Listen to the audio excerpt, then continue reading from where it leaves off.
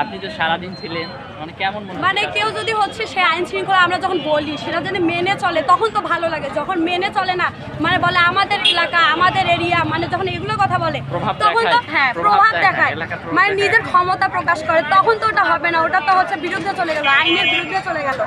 ক্ষমতা খাটিয়ে তো আইন শৃঙ্খলা ভাঙা যাবে না।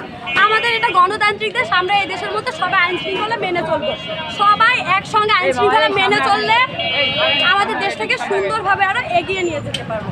এটাই আজকে আচ্ছা, সবচেয়ে বেশি আপনাদের কথা শোনে না এমন ব্যক্তিগুলো কে কে হতে পারে, একটু বলেন তো দেখি। বেশিরভাগ হচ্ছে হয় অটো চালক নয় রিক্সা চালক, এরা বেশি কথা শোনে না। আর হচ্ছে সব থেকে মেইন কথা হচ্ছে যারা বাইক চালায় তারপর হচ্ছে হেলমেট ইউজ করে, তাদের যদি বলা হয় হেলমেট ইউজের কথা, তারা বলে কি আমাদের বাসা এখানে, আমাদের গাড়ি এখানে, বাড়ি এখানে, মানে তারা বিভিন্ন অজুহাত দিচ্ছে, এর কারণে হচ্ছে না।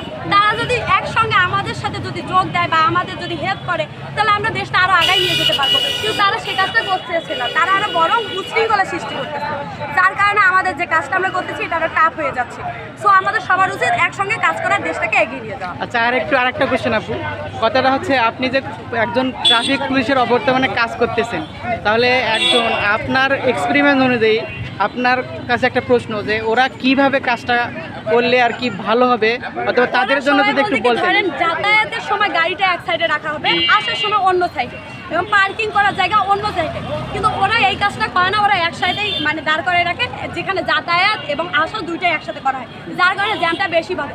আমরা যদি গাড়িগুলো লাইন লাইন করে রাখি, ধরেন হচ্ছে অটোর জায়গা অটোয়, বাসের জায়গা বাস, এবং ছোটো মাইক্রো জায়গায় মাইক্রো যদি আমরা রাখি, তাহলে আমাদের দেশটা আরও সুন্দরভাবে এগিয়ে যাবে, রাস্তা চলাফেরাটা এটা আরও সুন্দরভাবে হবে, না কোনো অ্যাক্সিডেন্ট হবে, না কোনো কিছু দুর্ঘটনা হবে।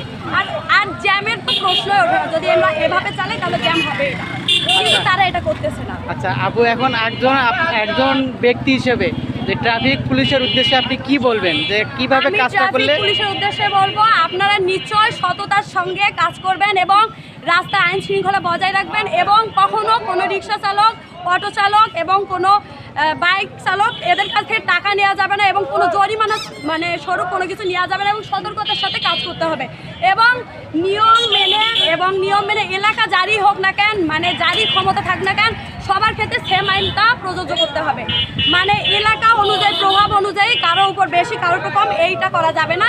এইভাবে করলে মানে দেশটা উন্নতভাবে এগিয়ে যেতে পারবে। ঠিক, অসংখ্য ধন্যবাদ আপু আপনাকে আপনার মূল্যবান সময়টুকু দেওয়ার জন্য। ঠিক আছে আপু।